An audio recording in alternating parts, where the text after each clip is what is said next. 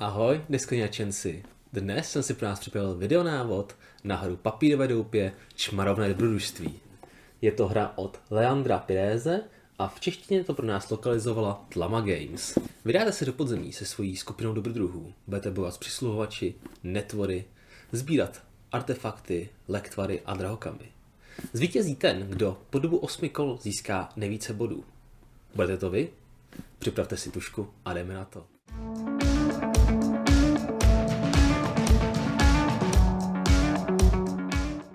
Každý hráč obdrží jeden herní list,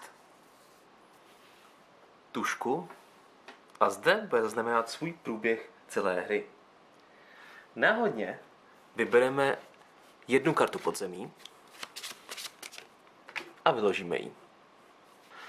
Toto podzemí je pro každého hráče stejné a je tedy nutné, aby si zaznamenal zdi, které jsou zde vyobrazené.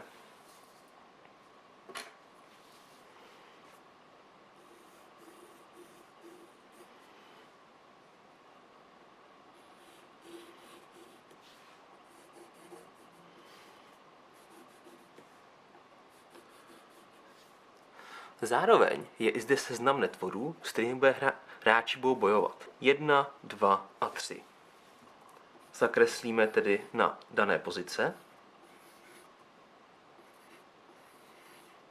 a vyložíme dané netvory. Hráči se můžou domluvit na tom, že si zvolí netvory, jaké chtějí, anebo otočíme kartu podzemí. Máme zde i nějaký příběh daného podzemí a jednotlivé netvory, které se použijí. Takže na lokaci B2 přijde golem. Jak vidíte, B2 je golem, D4 je upír, takže dvojka, D4 upír a na C7 je drak. Připravíme tedy netvory, golem, upír a drak.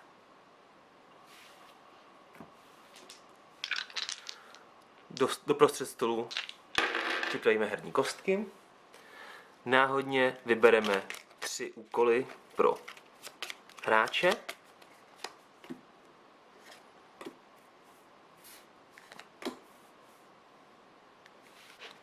Každý hráč obdrží 2 karty schopností a 2 karty cílů. 2 karty cílů a 2 karty schopností. Z těch si vybere jednu.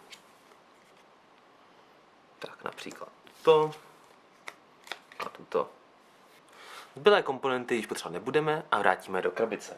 Poslední věc, kterou musíme udělat, je podívat se na kartu cílů a zaznamenat správně barevné čtverečky jednotlivých hrdinů. Válečník je bílý, kouzelník je černý, vyplním teda černý čtvereček, kněz je bílý a zloděj je černý, vyplním tedy černý čtvereček u zloděje. A toto je příprava na hru. Tady, když jsme si připravili hru, tak byste asi rádi taky věděli, co vlastně všechny ty věci znamenají. Tak se na to jdeme podívat. První tady máme karty úkolů. Při hře více hráčů dostane odměnu pouze ten hráč, který splní úkol jako první. Pokud ve stejném kole splní více hráčů tuto podmínku, získají odměnu všichni. Odměna jsou 4 body vítězství. Pokud hrajete solo hru, tak zde máte napravo stupnici a dostanete odměnu vítězných bodů podle toho, v jakém kole splníte daný úkol. Dále máme karty cílů. Karty cílů nám určují 2 věci. První věc je, jaké kostky budeme potřebovat na vylepšení daných povolání. To jsou tyto vybarvené čtverečky, bílá, černá. A také, kolik dostane vítězných bodů za splnění daného cíle. Tato karta říká, pokud mám 6, 9 nebo 12 lektvarů, použitý či nepoužitý, tak získám 2, 4 nebo 6 bodů. A pak zde máme ještě karty schopností, které nám dávají vítězné body, některé nám je upírají, a to je naše speciální schopnost. V případě jasnovice to znamená, že zahozené lebky utrím o 1 zranění méně a na konci hry získám 2 body slávy. Kam se dané body vítězství zapisují? To To si ukážeme na listu hráče. V horní části máme rozdělení na 8 kol.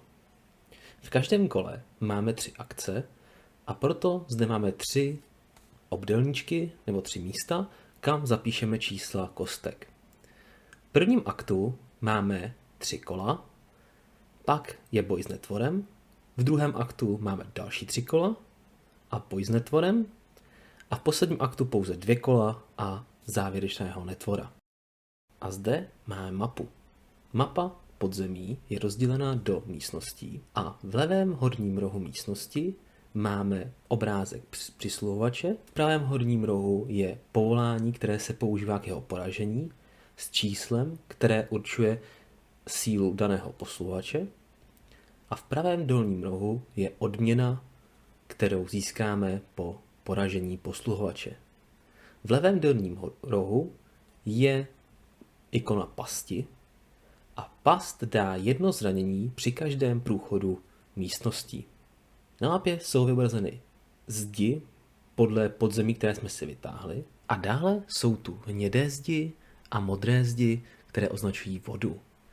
Tyto zdi můžeme přeskočit pouze pomocí různých předmětů a umístění netvorů, které jsme si zapsali při rozvržení podzemí. Za každého poraženého přisluhovače si zleva doprava označíme 1 políčko. Pokud získáme drahokam, zleva doprava si označíme dané pole. Některé drahokamy mají i efekty. Třeba druhý drahokam za 6 bodů slávy nám dá ještě polovinu předmětu. Drahokam za 15 bodů slávy v lektvar. V této části se zapisují body slávy za jednotlivé, dejme tomu, disciplíny. Zde zapisujeme lektvary. Lektvary slouží k blokování zranění. Za 1 lektvar můžeme vyblokovat až 2 zranění. Vždy začínáme vyplňovat lektvary zleva doprava a od hora dolů. Takže nejdříve musíme udělat celý první řádek, než se přesuneme na další. Pokud doplníme lektvarama celý první řádek, můžeme si vylepšit 1 hrdinu. Za druhý řádek můžeme získat polovinu předmětu. Za třetí řádek získáme drahokam. Životy se určují součtem levelů celé skupiny. Pokud tedy máme level skupiny 10, máme i 10 životů. Za každý život, který ztratíme, máme postih do bodování. Vždy se počítá největší postih, kterého dosáhneme. Pokud by se stalo, že utrpěné zranění se rovná celkovému počtu životů, tak celá skupina zemřela. Naštěstí hned stane z mrtvých. Ale musíte si zde zaškrtnout tohleto políčko a na konci získáte -9 bodů slávy. Pokud skupina zemře podruhé, nic se již neděje. A poslední, co zde máme, jsou předměty. Horní 4 předměty se vážou k danému členovi družiny. Plamenný meč se staví za pomocí kostek válečníka. Každý předmět se skládá z 2 půlek. Musíme tedy mít obě půlky, aby byl předmět aktivní. Všechny předměty jsou popsané v pravidlech s jejich celým efektem. Pokud má předmět u sebe tento symbol ležeté 8, působí pořád. Pokud má ikonu blesku, je to jednorázový předmět. Ve spodní části netvora vidíme, jakou útočnou sílu nejméně potřebujeme, abychom získali danou odměnu. Pokud máme 9 a méně než 13, získáme 2 vítězné body a utrpíme 3 zranění. Pokud máme 13 a méně než 17, získáme 4 vítězné body a utrpíme 2 zranění. Pokud máme 17 a více, získáme 6 vítězných bodů a utrpíme 1 zranění. V pravé části karty vidíme, co to je za typ netvora, vůči jakému povolání má slabost. To znamená, že level zloděje se počítá proti golemovi 2krát. Zde je odměna pro hráče, který má největší sílu v daném souboji. Pro solo hru se nevyužívá. Zde je postih při útěku. Jak probíhá útěk, si vysvětlíme později. A pro solo hru musíme odstranit drahokamy, které jsou zde vyobrazeny. Takže odstraníme z mapy drahokam B a drahokam D. A ještě nám schází vysvětlit kostky. Kostky jsou rozdělené na 2 barvy. Bílé a černé. Na kostkách jsou různé symboly a čísla. Čísla slouží k tomu, abychom si zapsali v našem herním listu, jaké kostky jsme v daném kole použili.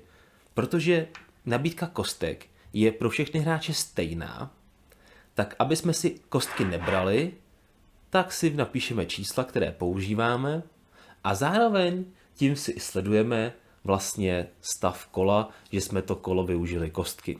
Na kostkách jsou symboly hrdinů. Válečník, čaroděj, kněz a zloděj.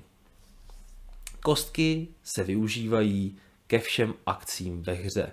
Na vylepšování hrdinů, stavění artefaktů, pro pohyb a vytváření lektvarů. Jak se kostky používají, si vysvětlíme později. Na kostkách jsou ještě 3 speciální ikonky. První je lebka a za každou hozenou lebku ztrácíme 1 život. Čtyřlístek může nahradit jak bílou kostku, tak černou kostku a symboly daných povolání. Ne bod. A 3 boty znamenají, že můžeme udělat pohyb až o 3 místnosti. Teď už víte, co všechny symboly znamenají a jak si jdu připravit. A jak teda vlastně celá hra probíhá? Hra je rozdělena na 8 kol a po 3., 5. a 8. kole bojujete s netvorem. Na konci hry chcete mít co nejvíce bodů slávy. Každé kolo má 2 fáze. První fáze je hod kostkami a druhá fáze je na výběr ze 4 různých akcí. A teď se teda podíváme na akce, které máte na výběr. První, co tady musíme udělat, je hodit kostkami.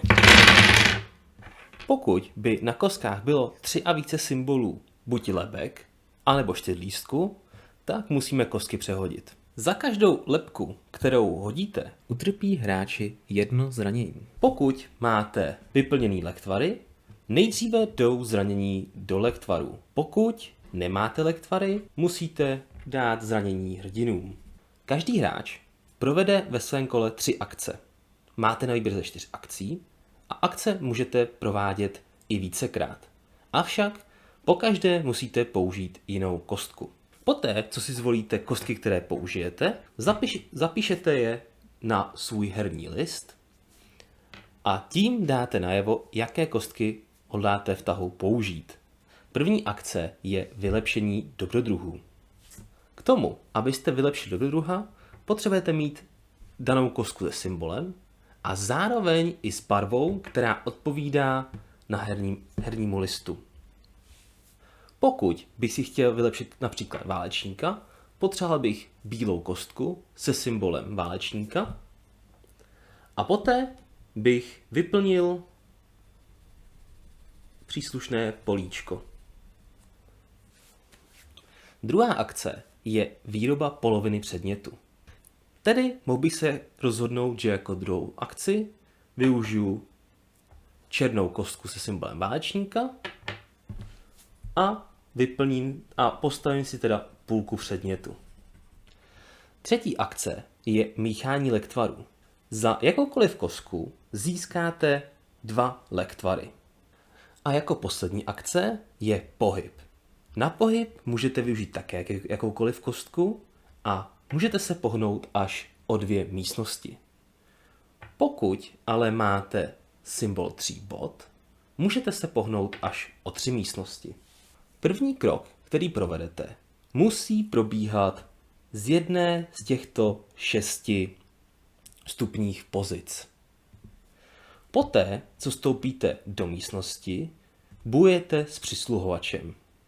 Vedle přisluhovače máte ikonu, jaké povolání se používá k boji s tímto přisluhovačem a kolik musíte mít aspoň level, abyste přisluhovače porazili bez zranění.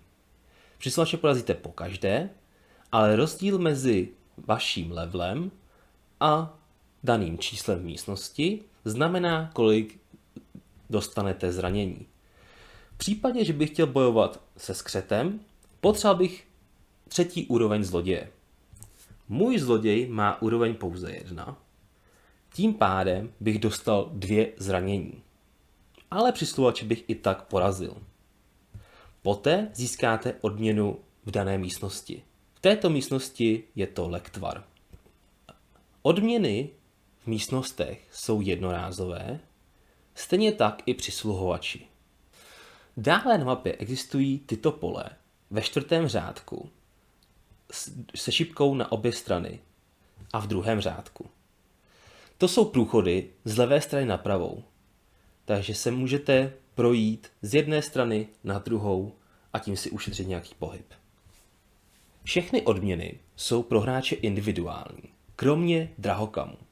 Pokud některý hráč získá drahokam, všichni hráči musí daný drahokam škrtnout a už ho nemůžou získat. Na konci 3. kola bojujeme s prvním netvorem, na konci 5. kola s druhým netvorem a na konci 8. kola s 3. netvorem. K tomu, aby hráč mohl bojovat s netvorem, musí projít danou místností.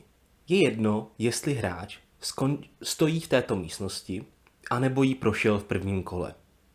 Dále musí mít hráč aspoň hodnotu síly družiny takovou, aby zvládl porazit netvora v nejhorším případě.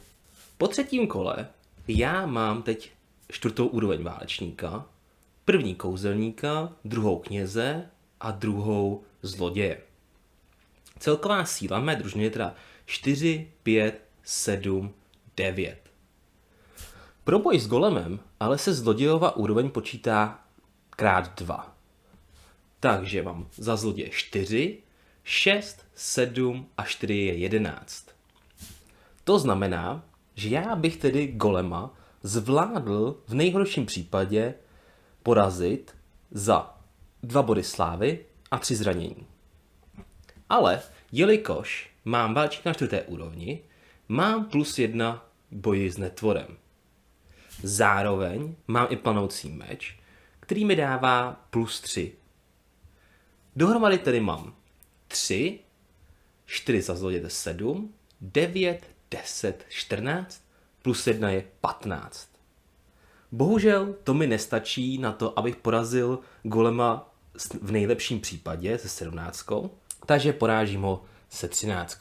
Získám tedy 4 body slávy a 2 zranění. Napíšu si tedy do první kolonky 4 body slávy a dostanu 2 zranění. Jelikož mám 2 lektvary, zranění jdou do lektvarů. Dále, kdyby hrálo víc hráčů, tak hráč s nejvyšší sílou získá 2 lektvary. V solo režimu musíme odstranit drahokamy B a D. Škrtnu tedy D a B.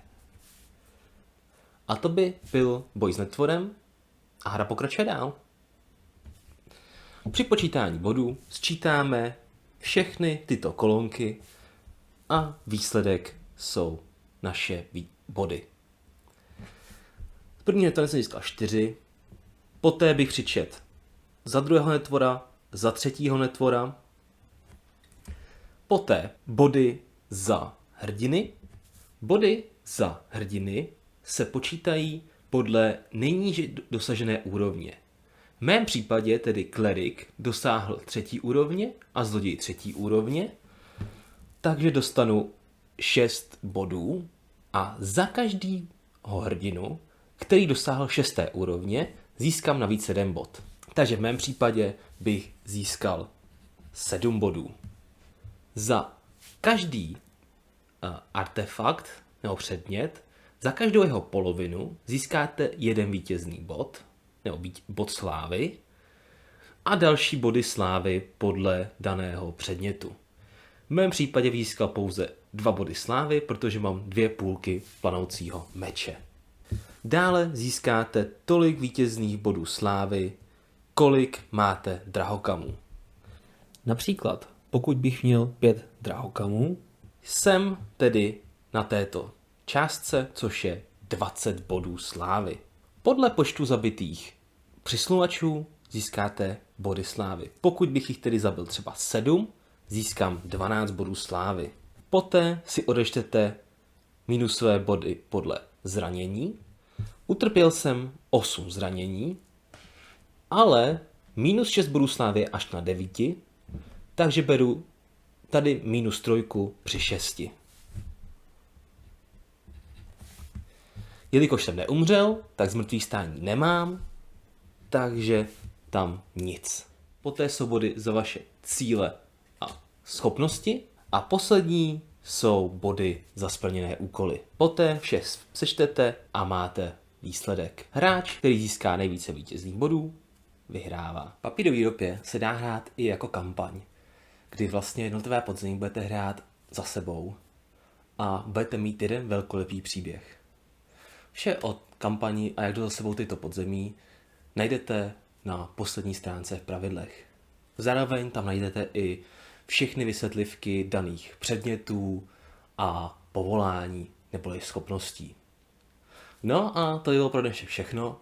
Doufám, že se vám video líbilo, že se vám návod zdá srozumitelný, že se ten nový formát pojal dobře a snad to takhle bude pokračovat dál a uvidíme se příště.